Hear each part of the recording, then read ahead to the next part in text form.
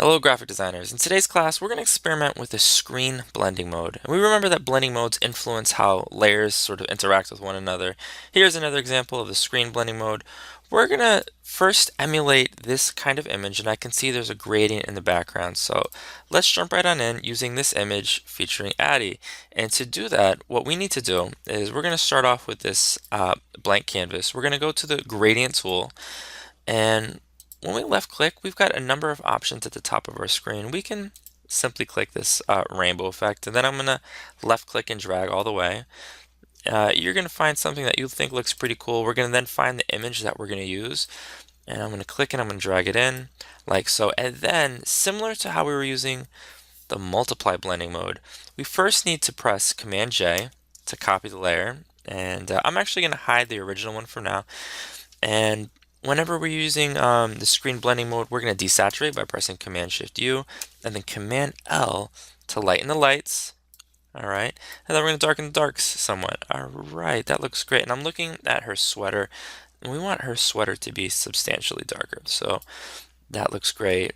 Well done on this makeup, Addy. This looks pretty cool.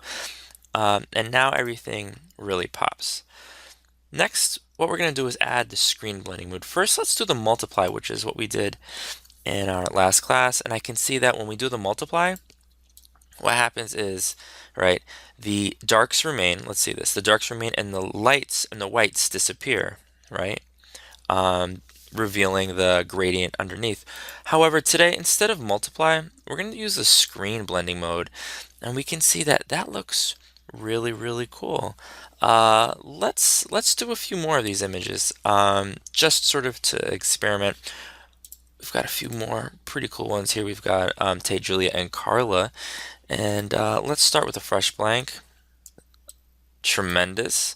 I'm going to hide this for a moment because underneath we're going to create a new layer, and this time the gradient that we're going to use is, instead of this rainbow gradient, let's select this one, and instead of linear, we've got a few other different gradients that you guys are going to experiment with today, including this gradient right here, which is the radial gradient. And you'll see that when this is selected and we click and drag, it creates sort of a circular effect.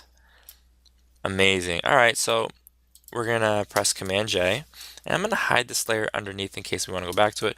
We're going to press Command Shift U. We're going to do Command L, so the darks are really dark. And I'm looking at Carla's jacket, and I want that to be almost black.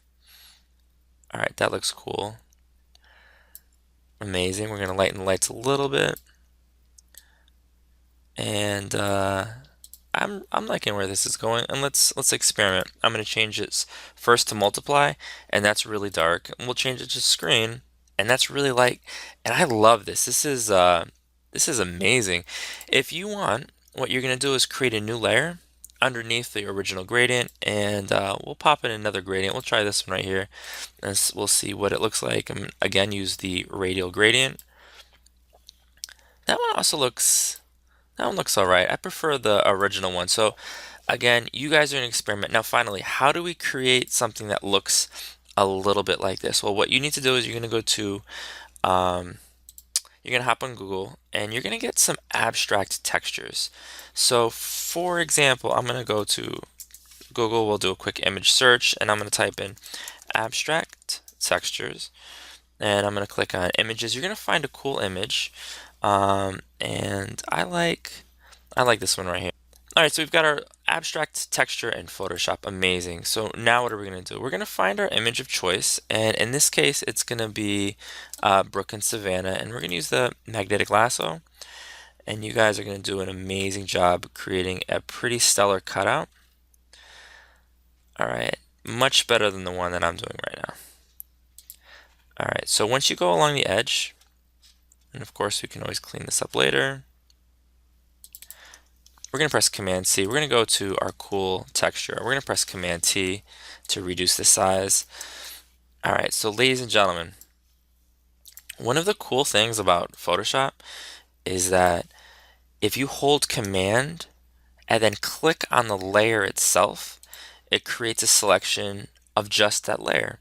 I'm going to repeat myself. If you hold Command and then you click on the little thumbnail in the layers palette, it creates a selection that only takes up the space of the image. So now what we're going to do is press Command Shift U Command L.